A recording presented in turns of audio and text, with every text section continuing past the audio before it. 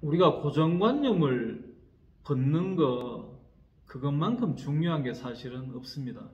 자식 교육에 관한 고정관념, 직업에 관한 고정관념, 어떤 종교적인 고정관념, 문화에 대한 고정관념, 모든 그 고정관념이 어디에서 출발하냐 하면 내가 알고 있는 만큼, 내가 배운 만큼, 내가 터득한 장소, 국가, 지역, 여기에서 배운 만큼 그 안에서 고정관념을 갖고 있다는 게 문제가 되죠. 그래서 저희같이 이제 외국에서 계속 오래 있어 보는 경우에는 그런 고정관념이 굉장히 자연스럽게 벗겨지게 됩니다.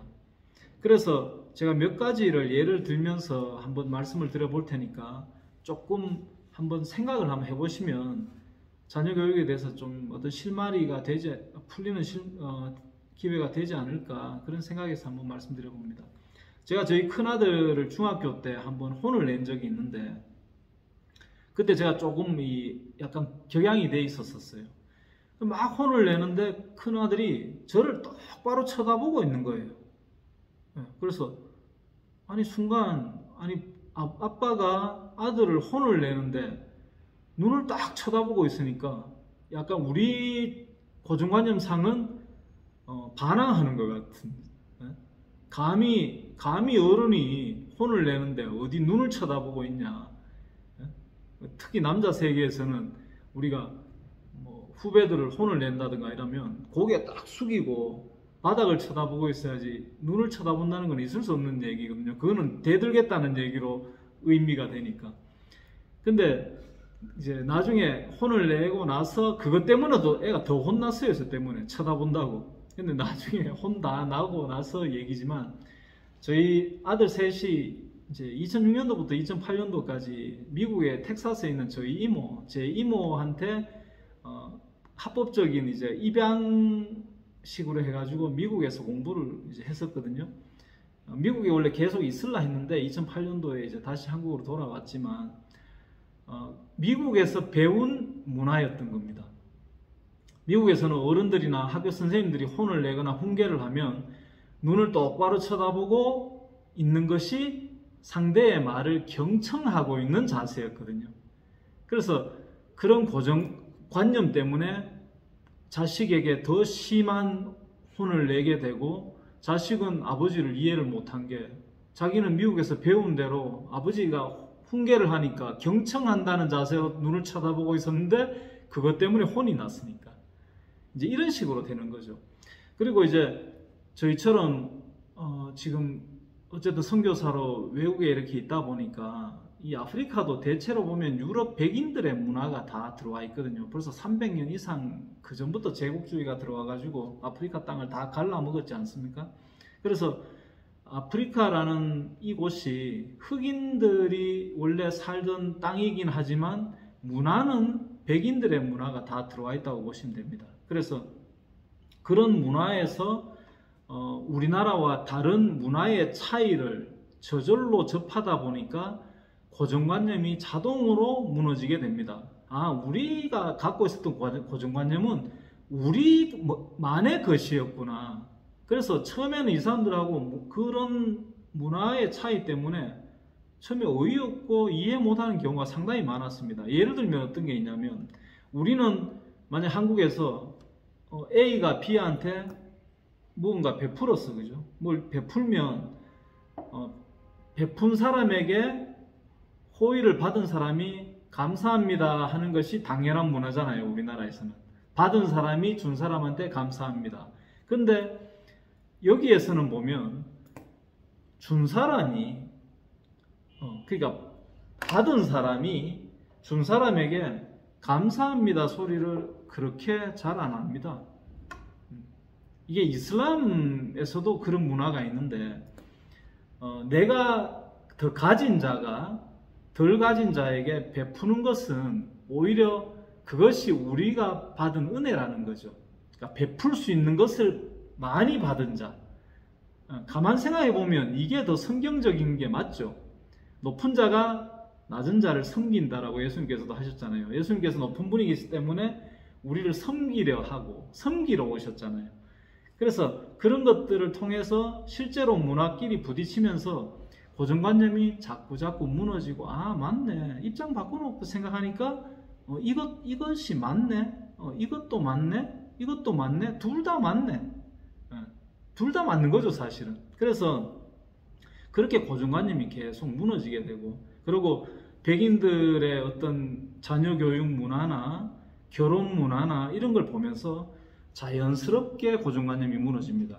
뭐 예를 들면 저도 이제 아들들 벌써 20대로 다 장성했기 때문에, 근데 얘네들이 짐바브웨에서도 한 2년 반 있었고, 둘째하고 막내는 남아공에서 이제 공부를 했고, 뭐 이러다 보니까 보통 우리가 한국에서 갖고 있는 정서처럼 뭐 결혼을 할 때는 뭐 어떻게 막 다 갖춰 해야 되고 이런 생각 자체가 이미 별로 없습니다.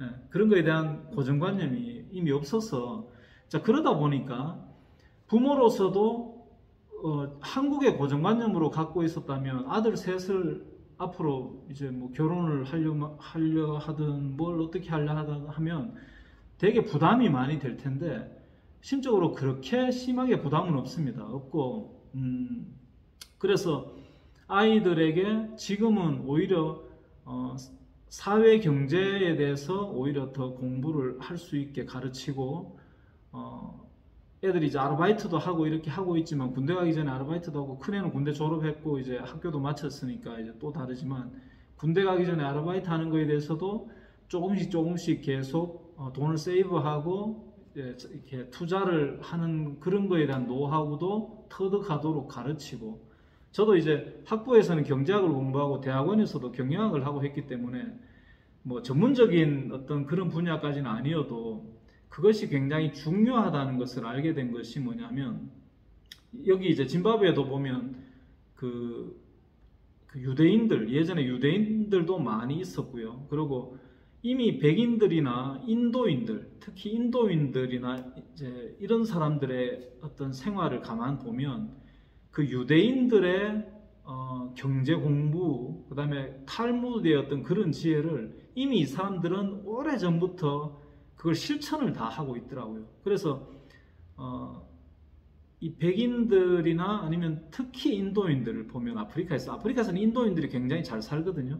인도인들이 보면 자녀들에 대한 그런 교육이 굉장히 생활화되어 있습니다. 그래서 자녀들이 이미 부자의 집에는 자녀들이 이미 부자인 경우가 많고, 그래서 우리가 이 선한 청지기가 되고 선한 부자가 된다는 개념을 유대인들에게서 빨리 배울 필요가 있다라는 걸 저는 실감을 하고 있습니다. 그래서 요즘 우리 한국에서도 이제는 예전에 비해서 이제 선진국이다 보니까 경제에 관한 관심도 많아지고 여러 가지 이제 이렇게 옛날보다는 많이 관심의 폭이 넓어지다 보니까 거기에 대해서 빨리 눈을 뜨고 공부를 해서 자녀들에게 공부 외에도 얼마든지 창의력을 발휘해서 너네들이 앞으로 꿈을 이룰 분야들이 많다는 것을 부모 입장에서 허용을 해주는 거죠. 그래서 자녀들이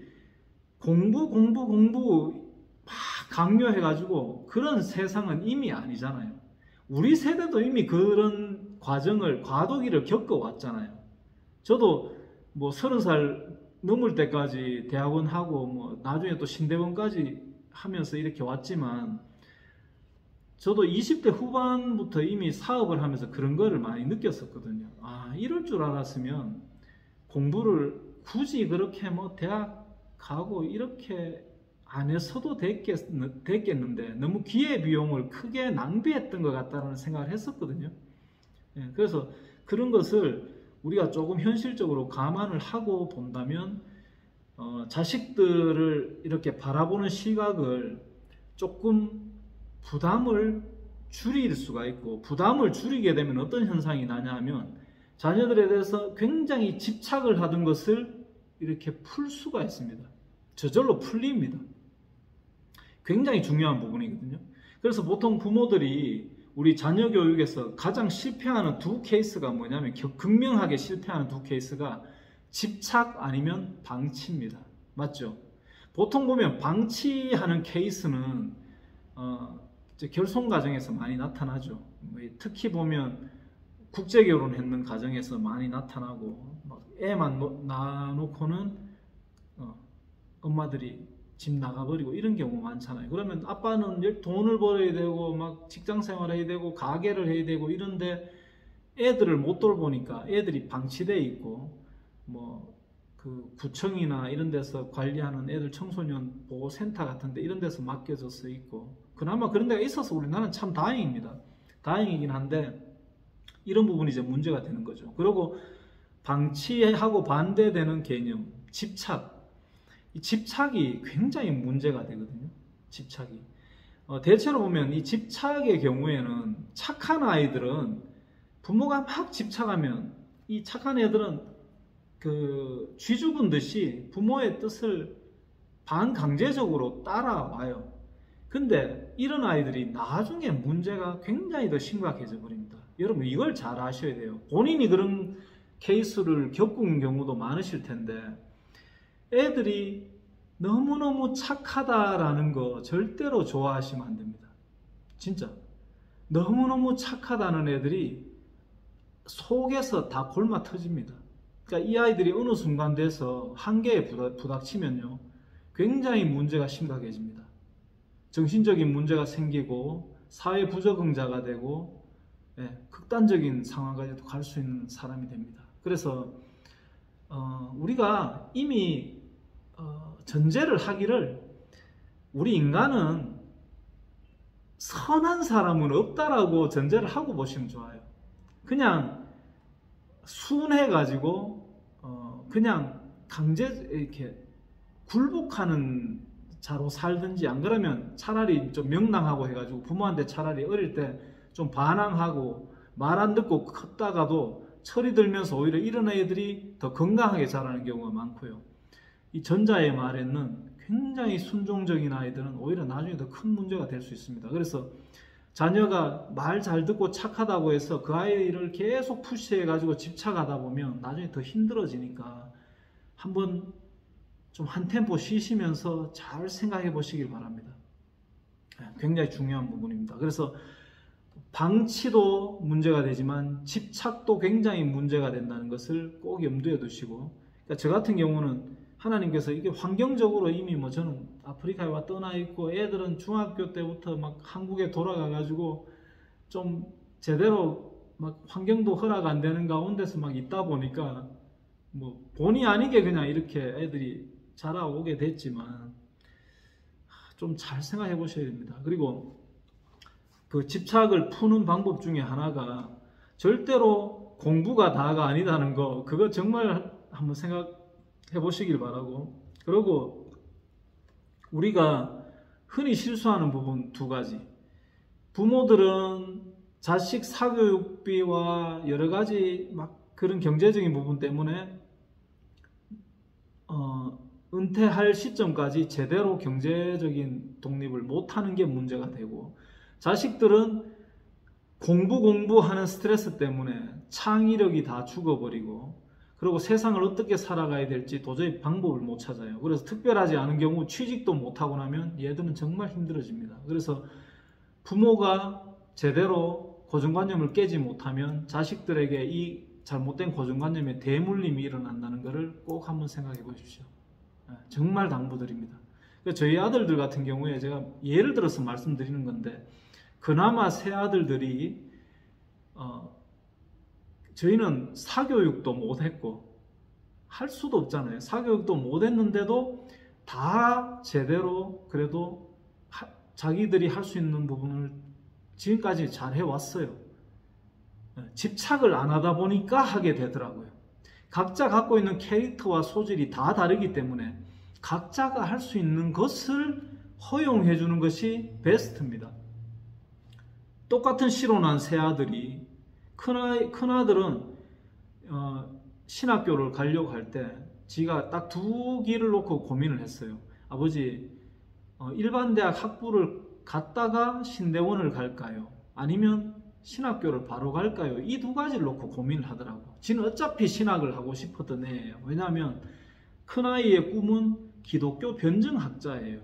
그게 교수가 되든 일반 전도자가 되든 뭐 목사가 되든 아니면 뭐 세상에서 다른 직업을 갖고 살면서 할 수도 있는 일이지만 왜 하나님일 수밖에 없느냐, 왜 예수 그리스도일 수밖에 없느냐라는 것을 세상에 전하는 정말 전도자 중에 전도자로 살겠다라고 결정한 아이기 때문에. 근데 대학을 결정할 때 아버지 제가 여러 가지로 이렇게 생각을 해보니까 어차피 신학을 할 거면 둘러서 갈 이유는 없을 것 같습니다 하고는 그러면 총신대를 가겠습니다 해서 총신대를 지원했는데 마침 그해 8월 달에 총신대학은 특별전형 케이스가 그게 있더라고요. 총신대학 주최 전국 고교생 성경경시대회가 있습니다. 그래서 성경경시대회에서 상위권 입상하는 애들에게 특별전형으로 이제 면접하고 그 다음에 이제 다른 서류 전형을 하고 해서 물론 이제 그 수능도 치긴 쳐야 되지만 이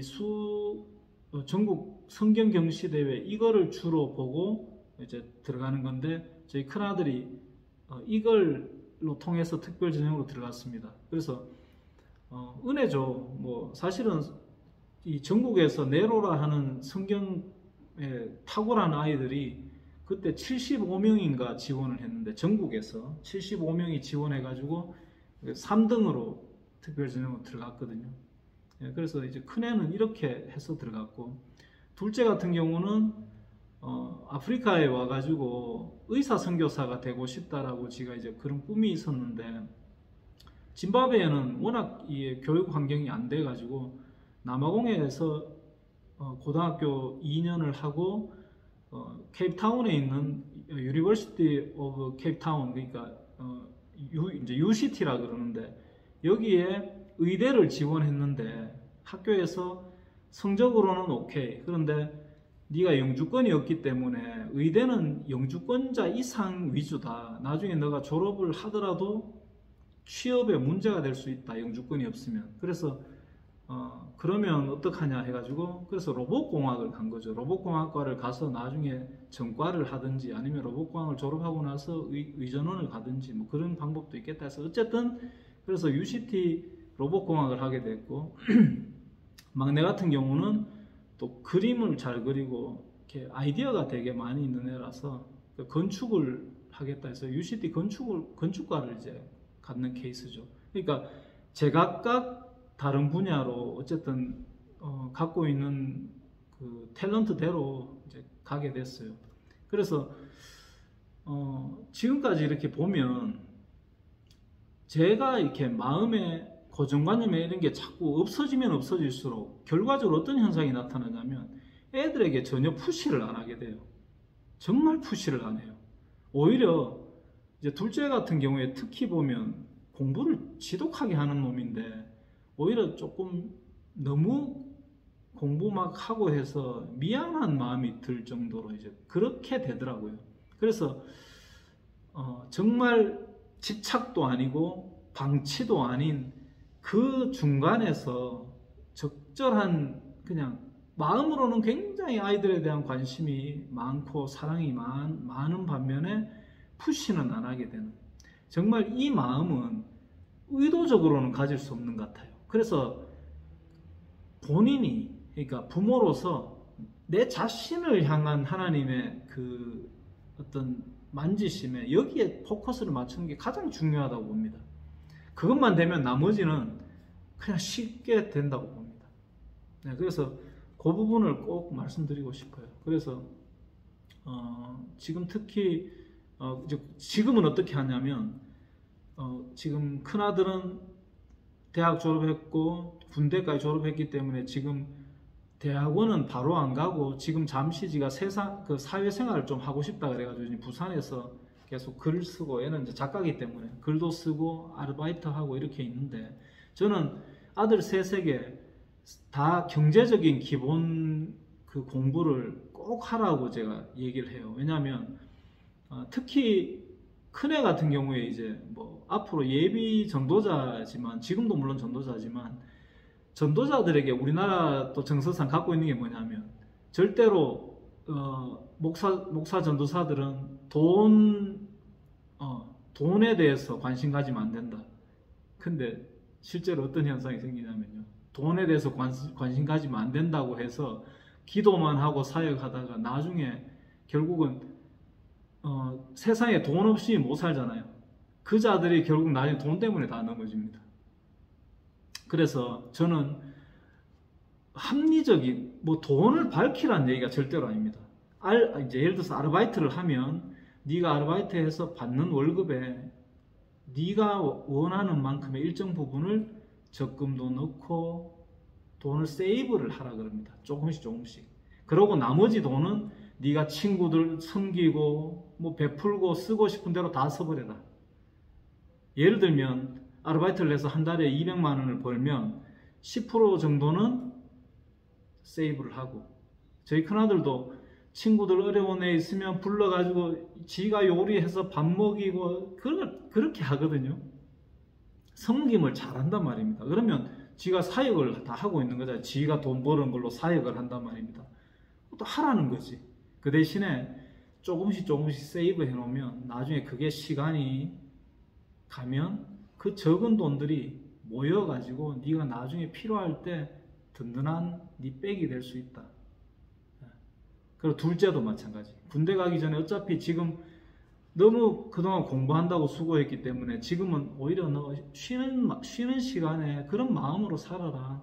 편안하게. 그 지금 알바는 하고 싶대. 오케이. 그럼 알바하는 것이 네 휴식이라면 그렇게 해라. 그 대신에 돈을 어떻게 모아라 소리 안 합니다. 조금씩만 세이브하고 군대 가서도 또 네가 계속 용돈 조금씩 모으면 나중에 그게 또 무시 못할 큰 돈이 되지 않겠냐. 저희 막내 같은 경우는 워낙 친구 좋아하고 돈 이렇게 별로 아끼고 할 줄 모르는 애입니다.